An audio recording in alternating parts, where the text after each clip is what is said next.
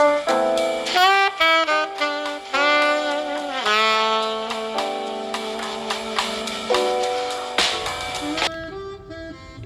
shalom, suami istri, bapak, ibu yang sedang mengadakan honeymoon yang kedua. Kita sedang ada dalam sebuah perjalanan yang indah, berdua saja. Dan kesempatan-kesempatan seperti itu kita manfaatkan untuk belajar dari kesalahan yang pernah ada. Sehingga sepulang dari honeymoon yang kedua nanti, kita akan memiliki kehidupan yang lebih baik, pernikahan yang lebih mesra. Sebab itu mari kita lanjutkan pelajaran kita. Kita masih ada di kitab Kejadian dan telah beberapa perikop kita sudah melampauinya. Sekarang kita akan kembali belajar tentang spirit of pioneer. Bagaimana perasaan untuk menjadi pionir, menjadi pemula, menjadi sesuatu yang serba wah, serba baru. Itu ternyata bisa memabokkan. Sementara di dalam kitab Kejadian ini kita belajar bahwa kitab Kejadian disebut sebagai the Bereshit atau pada mulanya, yang berarti awal mula, sumber dari segala sesuatu. Dan dalam kitab Kejadian kita akan belajar mendapatkan teladan awal melalui tokoh-tokoh di zaman permulaan. Benar-benar kitab Kejadian ini sebagai Bereshit, sebagai pionir. Tetapi kita harus bisa menyikapi bagian-bagian pionir mana yang seharusnya kita lanjutkan dalam kehidupan kita. Atau bagian-bagian pionir mana yang kita perlu hindari. Kita sudah belajar dari kitab Kejadian pasal yang keempat, ayat yang ke-20 sampai dengan 22. Di situ ada beberapa nama yang disebutkan sebagai tokoh-tokoh pionir, yaitu Yabal yang disebut sebagai bapa leluhur orang-orang yang tinggal di kemah dan memelihara ternak. Yang tempo hari kita pernah pelajari di zaman ini, mungkin Yabal inilah yang akan kita kenal sebagai orang yang mempunyai konglomerasi ya di bidang properti dan juga agrobisnis, peternakan maupun perkebunan. Yabal merupakan pionir yang banyak ditiru oleh orang sampai dengan di zaman ini, tapi orang-orang tidak mengenal siapa pionirnya, siapa Yabal itu. Kemudian yang kedua ada Yubal, yaitu bapa leluhur dari semua orang yang memainkan kecapi dan suling. Dan Yubal ini akhirnya memotivasi ada banyak orang yang bergerak di bidang kesenian, bermusik, sehingga ada banyak usaha-usaha bisnis, penjualan alat-alat musik. Bahkan ada banyak seni musik yang menjadi kegembiraan bagi miliaran orang di dunia ini. Tetapi mereka tidak mengenal siapa bapa atau siapa pionirnya, yaitu si Yubal. Kemudian kita juga mengenal Tubal Kain, bapa leluhur segala tukang tembaga dan tukang besi. Mungkin Tubal Kain ini menjadi inisiator, ya, menjadi pionir dari orang-orang di zaman ini yang bergerak di bidang bisnis pertambangan, ya, atau mungkin pertukangan dan beberapa infrastruktur yang sekarang sedang dikerjakan untuk modernisasi dari setiap bidang. Tetapi tidak ada yang mengenal siapa itu Tubal Kain sebagai pionir dari itu semua. Sebab itu kita akan belajar pada perikop sekarang ini, yaitu tentang pionir versus Guinness, atau ketokohan atau pionir jika kita bandingkan dengan record-record yang tertulis di Guinness Book of World Record. Nah, kita waktu menghadapi kehidupan yang nyata di dalam pernikahan bersama dengan pasangan, seorang suami dan seorang istri, tentu kita masih terpicu ya untuk ingin menjadi pionir. Mungkin ada gairah-gairah tertentu untuk kita menjadi contoh awal atau segala sesuatu yang paling yang dikagumi. Tetapi ingatlah bahwa segala sesuatu itu muncul dari hati yang dijaga dengan segala kewaspadaan. Karena dari situlah terpancar kehidupan. Sehingga urusan hati, urusan tindakan itu akan menjadi sesuatu yang penting waktu kita mempelajari pionir versus Guinness pada saat ini.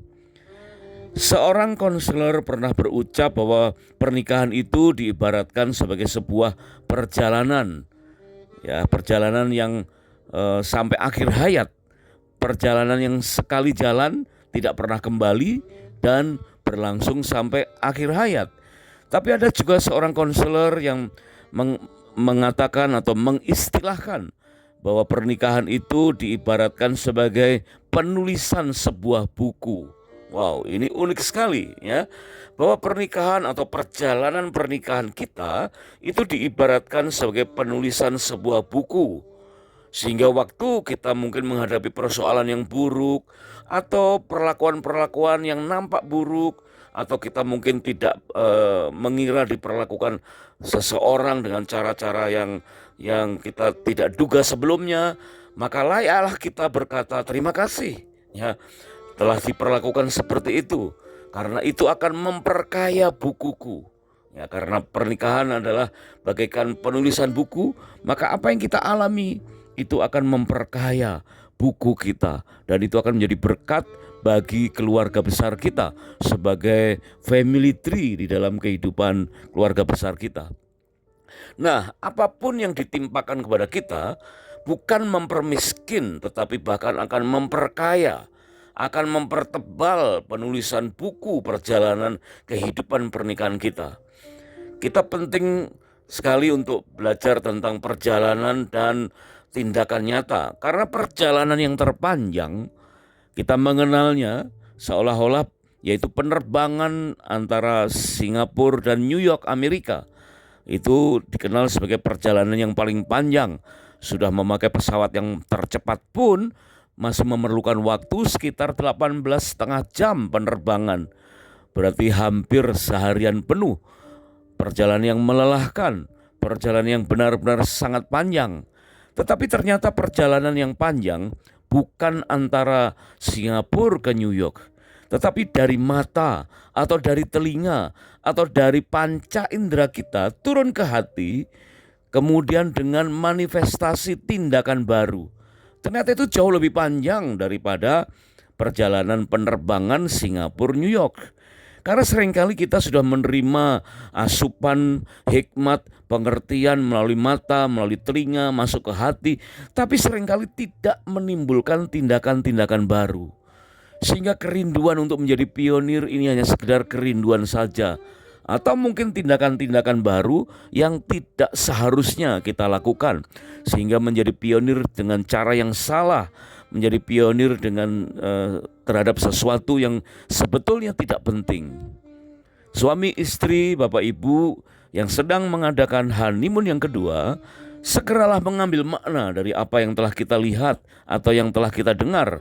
Resapi hikmahnya dalam hati dan lakukanlah manifestasi berupa tindakan nyata sebagai pionir yang ideal, yang terbaik sesuai dengan kehidupan kita, seturut dengan kehendak Tuhan.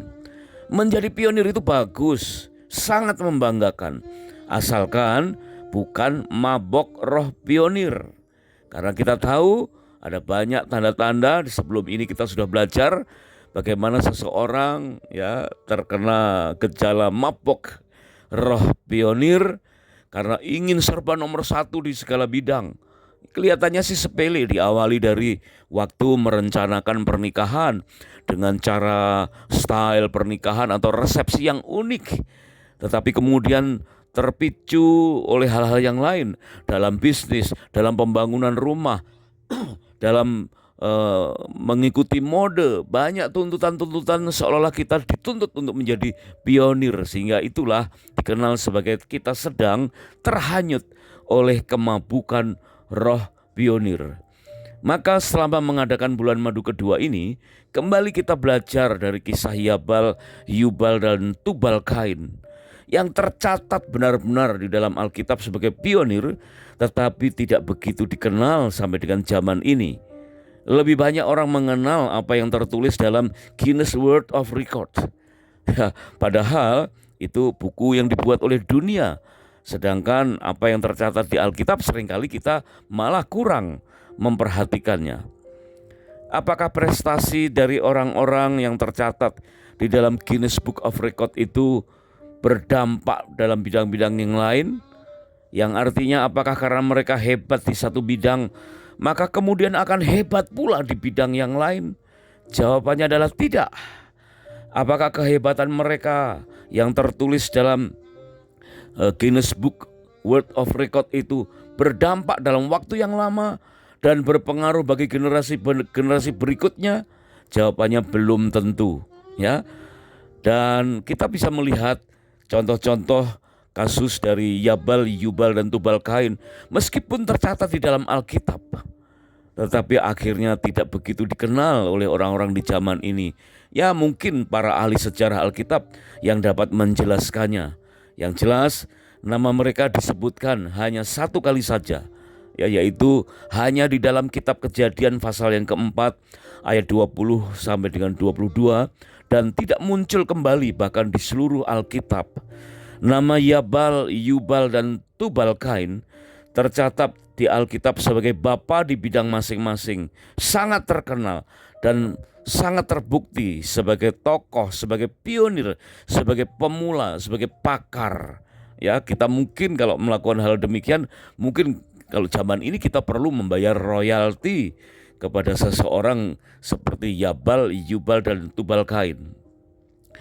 Bapak, ibu, suami, istri yang sedang mengadakan honeymoon yang kedua, mari kita belajar dari kesalahan yang pernah kita lakukan. Mungkin cara berpikir kita perlu kita benahi dengan melihat beberapa contoh berikut ini, yaitu nama-nama yang tertulis atau beberapa nama yang ada dalam daftar nama di Guinness World of Records. Sekarang coba kita lihat, bandingkan dengan satu nama yang sangat terkenal akhir-akhir ini, yaitu nama Ren Keyu. Mungkin ada beberapa dari saudara yang baru mendengar nama Ren Keyu, yaitu seorang pemuda remaja, saudara, yang lahir pada tanggal 18 Oktober tahun 2006 di China. Dan nama Ren Keyu ini sangat terkenal, menjadi pemberitaan di berbagai media internasional, meskipun belum terlihat prestasi apapun selain tinggi badannya. Ren Keyu merayakan ulang tahun yang ke-14 saat pandemi yang lalu dan menjadi berita viral untuk menghibur kita semua waktu kita sedang menghadapi pandemi COVID-19. Pada tanggal 18 Oktober 2020 yang lalu, Ren Keyu merayakan ulang tahun yang ke-14. Keyu menerima gelar Guinness World of Record sebagai remaja tertinggi pria dengan tinggi 221,03 cm. Wow, ini suatu keadaan yang luar biasa, ya.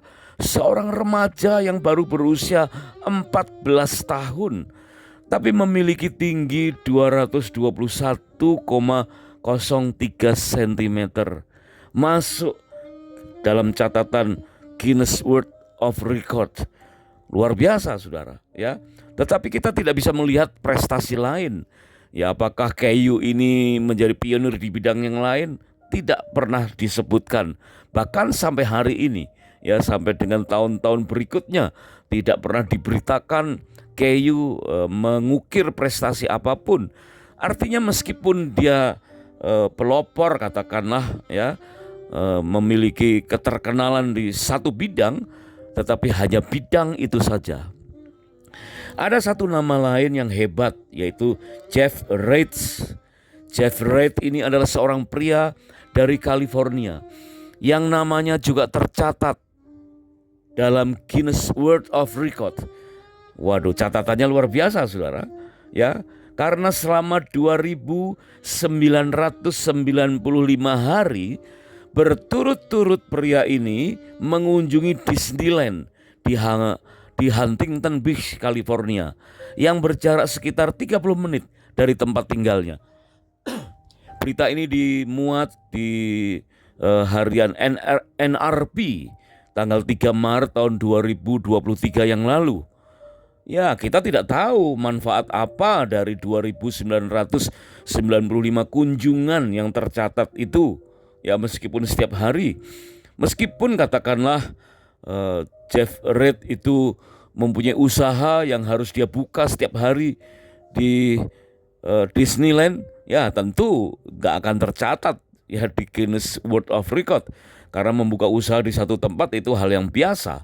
Artinya kunjungan ini kunjungan pribadi dan berturut-turut sebanyak 2.995 hari dan setiap hari berkunjung. Luar biasa. Tetapi kita tahu seolah-olah tidak ada manfaatnya bagi kita. Nah, bagaimana jika kita berkesempatan untuk memiliki tempat tinggal, ya rumah, apartemen di sekitar Ancol, Jakarta Utara? Apakah setiap hari kita akan berkunjung ke dunia fantasi? Apakah seorang pedagang yang setiap hari jualan di Dufan akan tercatat juga namanya dalam Guinness World of Record? Tentu tidak, ya, tentu tidak. Jadi beberapa prestasi ya boleh kita bilang sebetulnya tidak berdampak apapun bagi orang-orang yang lain. Adakah di antara kita yang tempat tinggalnya bersebelahan dengan gereja? Apakah setiap hari kita beribadah?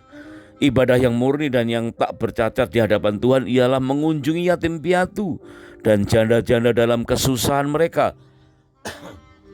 dan menjaga supaya diri kita tidak dicemarkan oleh dunia. Itulah yang tercatat di Alkitab, Yakobus pasal 1 ayat yang ke-27. Jadi meskipun rumah kita bersebelahan dengan gereja dan tiap hari kita ke gereja, itu prestasi yang bagus tentu. Tetapi bisa jadi tidak berdampak, ya, atau toh kalau berdampak sangat kecil bagi orang yang lain. Ada satu nama yang lalu sudah pernah disebut yaitu Naamah, seorang wanita keluarga dari Yabal, Yubal dan Tubal Kain atau adik perempuan dari Tubal Kain. Dan ternyata nama Naamah ini disebut berulang-ulang di Alkitab dengan pribadi-pribadi yang berbeda. Dan meskipun tidak disebutkan sebagai bapak karena memang wanita, tentu mungkin kita bisa perkirakan Naamah adik Tubal Kain ini mungkin yang berperan sebagai keuangan, mengatur keuangan dari Tubal Kain dan saudara-saudara yang lain. Ya, tetapi kita pun sekarang juga tidak mengenal nama Naamah itu. Kemudian kita belajar dalam kehidupan Nuh. Di dalam Kejadian pasal yang ke-9 ayat 18 sampai dengan 20, firman Tuhan berkata, anak-anak Nuh yang keluar dari bahtera ialah Sem, Ham dan Yafet. Ham adalah bapa Kanaan. Mereka itulah ketiga anak Nuh dan dari merekalah tersebar semua penduduk bumi. Nuh menjadi pengolah tanah. Dialah yang mula-mula membuat kebun anggur. Wow, ini pionir saudara, ya. Kita semua tentu berasal dari Adam dan Hawa, tetapi dipersempit kembali, kita semua berasal dari keluarga Nuh.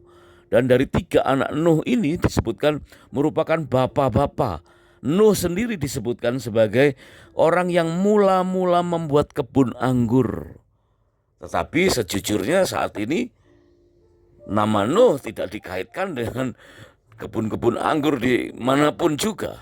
Ya, oleh sebab itu seolah-olah Nuh bukan disebut sebagai bapa dalam hal kebun anggur, tetapi bapa karena dia memang ditunjuk oleh Tuhan untuk memurnikan dunia ini. Nuh akhirnya disebut sebagai petani, ya, yang mula-mula membuat kebun anggur. Dan itu terjadi jauh sebelum ada bangsa Israel. Oleh sebab itu kita belajar ada banyak nama-nama lain, kepakarannya, kehebatannya, ya, merupakan contoh-contoh teladan dalam banyak hal. Tetapi ada beberapa kesimpulan. Yang pertama, sekalipun pionir-pionir itu sebagai bidang atau sebagai pionir di bidang masing-masing, namun ternyata kehebatan mereka hanya berdampak pada zaman mereka saja. Tidak long lasting, tidak berdampak kepada zaman-zaman berikutnya, apalagi sekarang, ya. Hanya pada zaman itu saja atau beberapa zaman sesudahnya dan cenderung dilupakan. Kepakaran mereka ternyata tidak pula merambah ke bidang yang lain. yang tidak terkait dengan bidang sebelumnya. Itulah kesimpulan yang pertama. Kemudian kesimpulan yang kedua, yaitu bahwa menjadi pionir di bidang yang hebat saja, gaungnya tidak dapat berpengaruh panjang. Ya, apalagi bukan menjadi pionir atau menjadi pionir di bidang yang biasa-biasa saja, pasti tidak akan berpengaruh dalam waktu yang panjang. Bahkan banyak para peniru yang faktanya jauh lebih berhasil. Terlebih kehebatan yang hanya di bidang wahnya persepsi, ya, style, gaya dari pesta, pernikahan, gaun dan lain sebagainya yang dilaksanakan hanya sehari atau maksimal beberapa hari saja, itu tentu tidak akan bergaung panjang. Nah, pada bab ini, pada perikop lain kita akan belajar dari mewahnya ibadah dan resepsi pernikahan yang paling populer di seluruh dunia, untuk mematahkan mitos-mitos dalam pernikahan dari sisi kepioniran tadi. Contohnya adalah sebagai ikonik, ya, dan pionir dalam pernikahan yang ada rahasia-rahasia di balik pernikahan Pangeran Charles dan Putri Diana. Luar biasa, ya. Tetapi ternyata kemegahan, kemewahan pernikahan Pangeran Charles dan Putri Diana tidak berlangsung lama. Mereka menikah pun hanya 15 tahun. Dan tahun ke-16 mereka bercerai dan akhirnya Putri Diana meninggal dunia. Bapak, ibu, suami istri yang sedang mengadakan honeymoon yang kedua, kita ketahui sekarang bahwa penyelenggaraan resepsi pernikahan yang wah maupun yang sederhana haruslah dilengkapi dengan pemahaman yang bijak. Yang utama adalah demi bertahannya kehidupan rumah tangga. Tujuannya adalah supaya rumah tangga dapat bertahan menghadapi berbagai macam goncangan sampai seumur hidup. Bukan hanya sekedar mengejar status sebagai pionir atau hanya sekedar ingin menjadi yang pertama, yang ngehit, yang unik atau yang ngetren belaka. Apakah dalam pernikahan kita yang lalu sempat mengalami kesalahan semacam ini?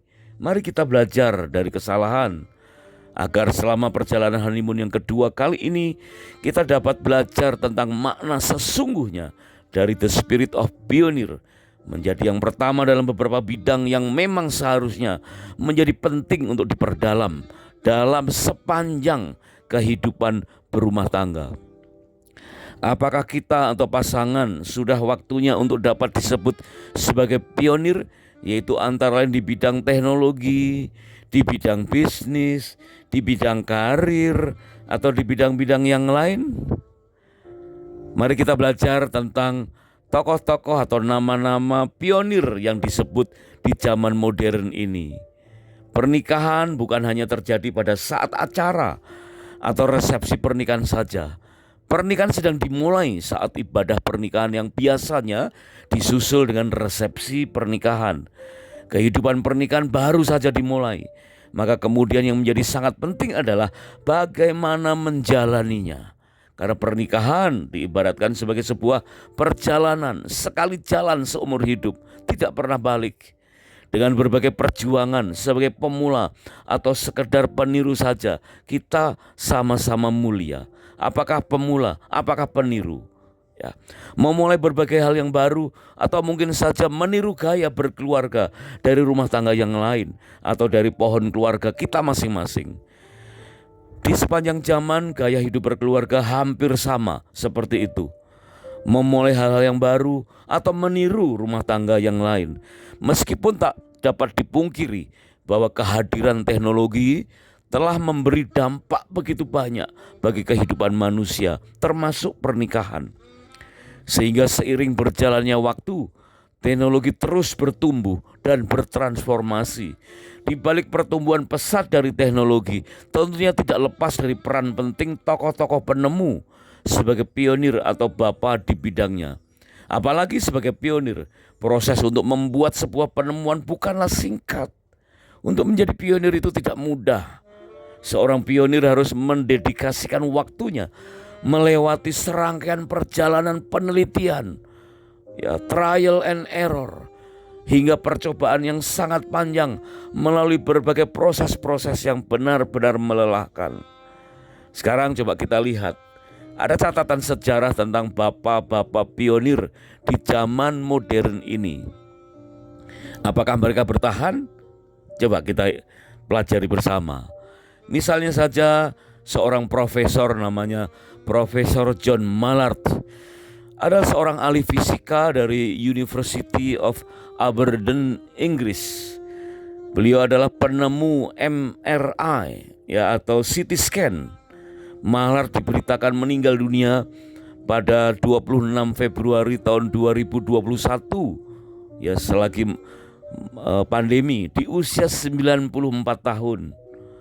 Jutaan orang di seluruh dunia tertolong dengan diagnosa penyakitnya melalui bantuan alat yang ditemukannya, yaitu MRI atau PET scan, lalu kemudian mendapatkan pengobatan yang tepat dan sehat kembali. Berapa banyak orang yang berterima kasih kepada Profesor John Mallard atau atas kerja kerasnya dalam mengembangkan MRI. Bahkan mayoritas pasien tidak mengenal siapa Profesor John Mallard itu. Kita dalam kehidupan berkeluarga tetaplah berkarya walau tanpa pujian, dan jangan mengejar pujian. Prestasi kita dalam menegakkan keutuhan rumah tangga sudah merupakan hal yang sangat istimewa di mata Tuhan. Entahkah dengan cara biasa, tidak melulu harus menjadi pionir. Ketahuilah, semua karya bagi Tuhan tercatat di surga dengan teliti. Seperti tertulis, barang siapa memberi air sejuk secangkir saja kepada salah seorang yang kecil ini, karena ia muridku, aku berkata kepadamu, sesungguhnya ia tidak akan kehilangan upahnya daripadanya. Nah, praktekkan hal ini, saudara. Itu tertulis dalam Matius pasal 10 ayat yang ke-42. Perhatikan para pionir yang lain. Apakah mereka cukup akrab di telinga kita sampai saat ini? Ataukah orang lain yang meniru sebagai imitasi justru yang lebih kita kenal? Contohnya adalah Tim Berners-Lee. Dia adalah bapa dari WWW atau WWW atau World Wide Web, atau yang kita sebut sekarang sebagai website. Telinga kita akrab dengan istilah website, tapi mungkin kita tidak mengenal siapa itu Tim Berners-Lee. Tim menjabat sebagai direktur dalam MIT yang ada di Boston, Amerika Serikat. Kemudian nama Finn Cerf dan Robert Kahn, bapak internet, berawal tahun 1970 dalam protokol ARPANET dari NCP. Beliau menemukan penemuan-penemuan mengembangkan internet sangat-sangat luar biasa, tapi kita tidak mengenal nama-nama itu. Kita memakai produknya, tetapi kita tidak mengenal siapa penemunya. Pionir di zaman modern berikutnya adalah Ray Tomlinson, bapak email. Kita biasa memakai email, kita mengerti lambang @ tetapi kita tidak mengenal siapa itu Ray Tomlinson. Berikutnya adalah nama Martin Cooper, bapak ponsel. Coba bayangkan, kita tidak bisa lepas dengan smartphone, tapi kita tidak mengenal siapa penemu smartphone, yaitu Martin Cooper. Kita bisa membaca nama Henry Edward atau Ed Robert, bapak PC. Beliau adalah penemu atau pemrakarsa yang pertama kali dari komputer personal atau PC. Kita tidak mengenal siapa itu Ed Robert. Mungkin kita lebih mengenal Bill Gates daripada Ed Robert. Coba bayangkan, jadi peniru lebih dikenal daripada penemu. Ternyata masih ada banyak lagi pionir-pionir yang lain, tetapi akhirnya kita bisa simpulkan bahwa kita tidak terlalu mengenal siapa pionir-pionir itu kecuali kita memakai produk-produk mereka. Di awal tahun 2025 dari negeri Tiongkok lahirlah DeepSeek dengan logo ikan hiu besar yang sangat fenomenal sejak kemunculannya. Padahal produk DeepSeek itu sebetulnya adalah meniru dari sistem-sistem atau app yang lain. Ya, sekarang ini ada banyak Twitter, blog, website, Facebook, ya IG, TikTok, Meta dan lain-lain. Sehingga kita tidak mempedulikan lagi siapa itu pionir-pionirnya. Bapak, Ibu, suami istri yang sedang mengadakan honeymoon yang kedua, dari kisah Yabal, Yubal, dan Tubal Kain, dan juga kisah-kisah dari para pionir zaman modern ini, kita bisa simpulkan bahwa mungkin saja kita tidak berhasil atau tidak pernah menjadi pionir, atau katakanlah ya pernah sempat menjadi pionir dalam satu hal. Tetapi kadangkala kita bisa lihat bahwa bukan pionir, tetapi peniru yang lebih berhasil, yang lebih long lasting. Dan disitulah yang kita bisa ambil kesimpulan bahwa ternyata yang kita perlukan bukan sekedar jadi pionirnya, juga bukan sebagai penirunya, tetapi bagaimana kita bisa menjadi teladan bagi pernikahan-pernikahan orang lain. Teladan bagi pernikahan di dalam kehidupan keluarga atau family tree kita. Ada beberapa orang yang memang perlu keteladanan atau diteladani atau dicontohkan. Tapi ada beberapa orang yang berani membabat alas, ya, babat hutan menjadi pionir. Itu semua baik. Tapi hari ini kita belajar bahwa menjadi pionir itu baik. Tetapi mabuk roh pionir itu yang tidak baik. Dan mungkin kita bukan menjadi pionir, mungkin kita sekedar menjadi peniru. Tapi yang utama kita harus bisa menjadi teladan dalam pernikahan bagi keluarga-keluarga kita yang lain. Bapak, Ibu, suami istri yang sedang melakukan honeymoon yang kedua, kita terus lanjutkan pelajaran kita sehingga kita secara rutin mengadakan honeymoon dan belajar dari setiap kesalahan yang ada. Dan sepulang dari honeymoon kita mempunyai pola rumah tangga yang baru, yang lebih harmonis, yang bisa saling topang, saling mendukung. Kiranya Tuhan Yesus memberkati pernikahan kita berlimpah-limpah. God bless you.